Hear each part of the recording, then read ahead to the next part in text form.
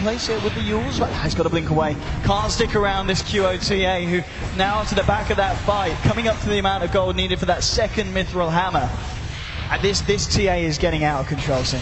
We just saw the first Winter's Curse of the game, and it was he used it way too late. Io and Bristleback just got away from each other, so it dealt 0 damage, just held Io in place, and Bristle was zoning them out anyway, so kind of a 0 impact one there. And pretty unfortunate here for Empire as MVP again capitalized a little bit on the situation. I think they got a 3-for-2 exchange all in all there. I do believe maybe it was a 2-for-1. That's a completed 3-for-2, I think. Completed 19.5 minutes in Deso Blink. This is how fast it can suddenly go when you take a couple of bad fights and the enemy team gets Roche.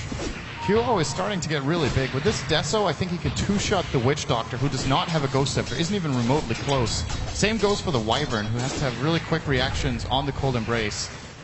And even if he does, as we talked about, there's both a Lina and a Lion with those very scary lasers. The Resolution just continuing to try and find some farm here in the jungle, trying to finish off his Bloodstone. As the point boost to 1700 gold on top of that in the Soul Ring. And we still got to remember the Silence farm here, of course, on this Razor, looking very good. He's only 400 behind the TA. They're actually going to smoke up here now on the side of Empire. Can they get a jump onto Phoenix? Moving towards the Ancients. Febi's actually going to dispel the smoke on Silent, and Resolution's just going to go straight in for the IO, but they're going to be able to keep him alive here, holding them back, and they might even turn this one around. MVP. Deathfall has been dropped, but it's KP from the left round with the Guna Blade onto Silent. Silent's seen a lot of damage. There's Deathfall from Always Want to Fly. It's not quite enough. Bristleback's going to live, finally goes down here, but he got himself a double kill before falling. 4 heroes dropping on the side of Empire, and that was a smoke gone wrong. MVP are in such a good position on the high ground. It's like the best place right now for Lion to fight. And KP gets a really good angle there with the Lina as well. So, we're going for real. He's going back to base here. He's just refilling his bottle. Surprised he didn't bring a friend. He could have refilled all of Lina's health and mana as well there. Well, regardless, fight 1 for MVP. Look at the graph now as well. A massive breakaway, heading towards a 7,500 advantage straight off the back of that fight here for MVP. This could just be a day of upsets. I mean, we just saw eHome taking a Secret 2-0 in that series. I felt like eHome had going into the series, I felt like people were favoring Secret too much, but I thought eHome had a good shot at least winning one game. But for them to 2-0 in the fashion they did, I think very few people would have imagined. And now, MVP going in as underdogs against Empire. They've got a pretty good grip on this game right now. It looked like Empire had them counterpicked the corner pretty well, and that the early game was going their way, but a couple of bad decisions is putting MVP in the driver's seat all of a sudden. QO, he got the Desolate win, was it 2 minutes ago? Yeah, 19.5 minutes in. So in the last 2 minutes he's had a GPM of like 950. It's pretty good. Just going to hide here in the jungle. Aloha Dance needs to be careful how close he comes to the side of MVP Phoenix. QO. They do have these Radiant Wards all around, so he sees the Wyvern here. Is he going to make a jump for it as of yet? He's actually moving in now. Just going to take the camp here. No one's going to make a jump as of yet. Always Want to Fly, looking for the D ward.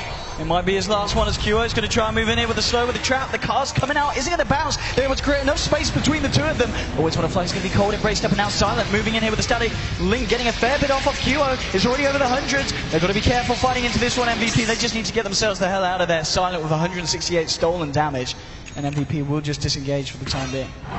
I think did QO miss his first Melt Strike, or did he just not get it off? Because he had it on cooldown, I think, when he wanted to use it, and then the perfectly timed Cold Embrace here from Aloha Dance saves the day for the Witch Doctor. So, either way. I mean, the fact that even though Empire didn't find a fight, they were forced back. MVP finding space here to find this tier 2 on the top lane. Seeing a bit of a split push coming out from Resolution on the Storm on the bottom lane. Tier 2 on the top will go down. Resolution just trying to work that wave in towards a tier 2 of his own. And he's, I think that's, the completed Bloodstone now finished on the Storm. 23 is very slow for Resolution standards. And it's even with 4, 2, and 10, right? You look at his kill death score and you feel like, okay, this is actually pretty decent. He could have it at sub 20 with that, but not in this case. His CS is simply too low. 88 CS at minute 23 in that mid lane. Generally on Stone Spear at this point in time, you want to at least have cracked the 100 and preferably a little bit more. But MVP has forced them to fight a lot, and in addition to that, he just had a poor laning stage. Didn't go the way he wanted. Oh, and March now on the Bristleback. He's got a completed Crimson Guard on top of the mech 23 minutes in. And speaking of bad laning stages, March had a really hard time in the early game as well, and now he's pretty much up to par with what you want to have at 24 minutes with an off-lane Bristle. Maybe even a little bit ahead of it. Farm's looking very good for Phoenix. Resolution is going to get scouted out here, but I think with the lockdown in the neighborhood, March starting to get this lane pushed in. At the same time, they're looking towards the bottom as well, Phoenix. Getting that lane pushed in as well, see if they can find this final tier 2 from the side of Empire.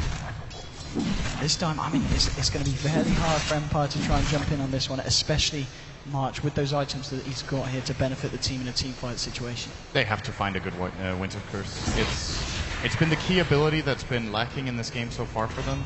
They haven't really been able to find the angles, but now with a Glimmer Cave, it's a lot more possible for Loa Dance either to sneak in and do it, or at least to get a Cold Embrace into Glimmer Cave onto a friendly target that gets opened up. Moving in now. Get the tower up for free. Okay, bottom lane. Nuts, he's going to blink in on this one, and now with the relocate, they're going to be able to control Resolution, bringing in Cure with the damage! Blowing up the Storm Spirit. Not a chance in hell for him there.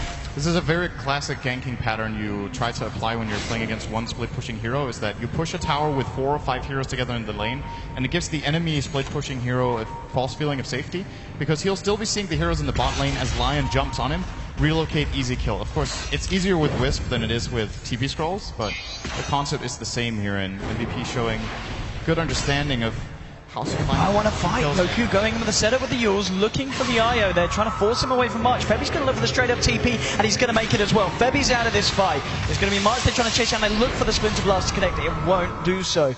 So he's going to be A-OK, and Empire unable to find anything with that aggression. And meanwhile, Kyo is just farming. He is actually. So if you remember the game you probably do. It was 30 minutes ago. Remember the game of eHome versus Secret, the second game. The TA of CTY got ridiculously farmed. I think that was a minute 27 Daedalus he grabbed. We're looking at a similar timing here for QO. His net worth, he's just way ahead right now at minute 26. Only 350 gold to go. Very, very rich on the tempo. This is certainly going to be an issue for the side of Empire. I mean, they have got a lower dance, of course, with the Wyvern, with the Cold Embrace to help out against the TA in these fights, but it's just a question of whether it's going to be enough when it comes to a full 5-on-5. Roshan's going to be back up in 10 seconds. And of course, MVP's lineup are going to be able to take it so quickly if they get their hands on it. Especially with the amount of damage and items that QO has now got on this TA. He's going to go for a Bloodstone. We're seeing this build more and more popular. In this tournament, it's kind of, I don't want to say it's become the standard for safe lane lead-outs, but it's definitely been picked up on a couple of occasions. Yules into Bloodstone. Resolution is going to find the courier here, but the Daedalus was delivered just in time. They managed to get the Daedalus to QO, and now the relocate forward. Oh, Witch Doctor! He's going to need another Doctor. That was brutal. And now off the back of it, they're just going to go for Roshan. And I don't know if Empire can do anything to contest this with a hero down. I don't know if they'll be able to do anything with a full line. That's just the amount of power that QO's got behind him now. And they even have an IO to back him up. That's the crazy thing. They picked IO Bristle, but something I really like to see is when teams pick IO, sometimes you can combine it so that it has 2 good partners, maybe even 3 in the draft. Templar Assassin with Overcharge is ridiculous at pushing towers, so they don't necessarily have to pair it with March all the time, since March can hold his own with a Crimson Guard, Plate Mail, and Mech. And they can just overcharge QO, and he can get the job done really, really quickly with that attack speed, and of course the tankiness. Here we go, up to the high ground. Right now, what can Empire do to stop this one? The tier 3, incredibly fast here, silent moving forward, we've always want to fly. They've got all their ults available. Going to blink back here. Static Link's going to be down, and this is going to be a good opportunity for Kiro to just go back in, starting to hit away. Moves onto Razor. He's going to set up the light strike array, but it's now Empire moving forward. On the side, he got caught. Only just getting himself back up to the high ground here, and off the back of that, MVP might be ready to go. They know that the storm's down. He's had to go back to the fountain. But Kyo a little bit too low. Okay, they're going to keep Kyo safe. They don't want to waste the Aegis as of yet. Yeah, they blew the finger of death from Nuts there as well, so they're going to take him back to base. Okay, bringing Kyo back. Yep. Themselves top back up for round 2. Also seemed like a little bit of miscommunication there as far as the Razor went. Kyo went for the meld attack, and at the exact same time he got Yuled by KP, so a little unfortunate there for MVP that they don't manage to combine their abilities perfectly. But they lost nothing either, so just keep playing it safe for a bit now. The top lane is starting to get some momentum here for Empire, and this is probably something they will want to address, but they don't have relocate to just take care of it, so they would have to go for an actual hard TP back to the top lane. think they'll be content if they can find. Oh, Razor could be in trouble here. And there's March moving forward and Silent. He's got the cold embrace here. It's going to be fine for the time being. If you're going to be thrown out now, the death forward in a very nice position here, doing a fair with the Sonic Wave. Febby getting low, but they've already killed the Wyvern here at the side of MVP, and they're looking for more. Silent, he gets stunned up. March trying to move, and he's just 2 down. Tacky Resolution's out of mana, and there's a damage for Kyo. He's trying to get himself in. We'll get it. Double kill for Kyo. 1, 2. He needs one more. That's going to do it. No, he needs the final one. He's got it. It's a triple kill for Kyo. Now Silent chasing down March. Will find the kill with the help of Yoku and Resolution, and it's in fact just Kyo that's left alive. Will be able to blink himself out. Resolution is not happy. He wants Kyo dead. He's going to be able to. Well, it's going to be the hell. The Karina playing there with the Yours, holding Kyo in place. Kyo just trying to turn it. He's got the Aegis. Now they've got to kill him a second time here. They've got to be careful. Kyo is a bit of a glass cannon. He does a hell of a lot of damage here. He's just going to try and meld himself up. They haven't got detection. And Kyo, he's out. Blinks away. Oh, he tries to find Yoku as well. Won't quite get away with it. And Resolution's trying to zip forward. He's only got a little bit of mana. You want to go? Oh my God! Now Kyo's going for more. He's looking for Silent. He's going to get it. Oh my God! Double kill for Kyo. This man, you can't kill him. You don't want to kill him because he'll turn around. He'll kill you. He'll kill your friends. He'll kill your family. My goodness, this man he's a maniac, and now he's going to go for the base. Fortification coming out for the side of Empire. He's just ready to go. Oh, Yoku, you're not happy like that. You've got to blink yourself away. He's fine, he's got refraction, he's good. No. Laguna Blade there, that's a which Okay, he's overstepped the mark this time. Kyo's going to go down. Marching on the front line, Febby. Actually doing a fair bit to a low hard dance. KP with the stun onto Silent. Febby just helping KP get himself out. It's going to be a really quick back out. March is on his own now. And he's in a bit of trouble. He's going to need some kind of help. I don't think it's on its way. He's been left alone. Zipping in. They'll find the kill. And okay, they do kill Kyo. So they find a lot of things in return, but it's still Kyo. He's still about 4k ahead of the Queen of Pain.